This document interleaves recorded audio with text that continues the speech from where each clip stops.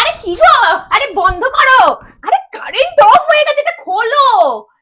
দেখো current of. Current of? হ্যাঁ।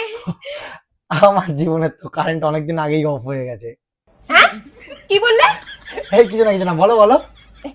এই যে শোনো না, বলছি এই যে ফার্স্ট টাইম বিয়ের পর কারেন্ট অফ, পুরো ঘর পুরো অন্ধকার হয়ে গেছে, তোমার কেমন লাগছে?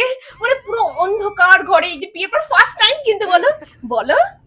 বলবো? হ্যাঁ। অন্ধকার মানে ওই কিরকম মনে হচ্ছে, বিয়ের পর অন্ধকার হয়ে গেছে সব। আসলে খালি খারাপ জিনিস চিন্তা। আর সবাইকে বলো এমনি কেমন লাগছে, এটা এক্সপেরিয়েন্স। আমাদের ফার্স্ট টাইম এরকম অন্ধকার হয়েছে আমাদের বিয়ের পর। এদের বলতে লাগবে? হ্যাঁ বলো। বিয়ে বিয়ের পর প্রথম অন্ধকার হয়েছে। বিয়ের আগে তো আমাদের এই এরিয়াতে কারেন্টই যেত না। আর সত্যি বলতে আমি তো জানতামই না যে কারেন্ট বলে কোনো জিনিস আসে যায়। বিয়ের পর তো প্রথম বুঝলাম কারেন্ট নাকি আবার যায়ও, আবার নাকি ফিরেও আসে।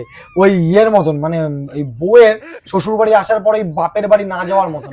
মানে বিয়ের পর দেখছি কারেন্ট যখন একবার যায় আর আসতেই চায় না।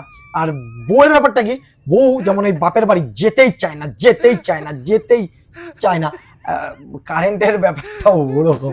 আর এর আগে তো বিয়ের আগে কারেন্ট গেলে লুকোচুরি খেলতাম, আর বিয়ের পর কারেন্ট গেলে বউ মোমবাতি আনে, মোমবাতি খেলি।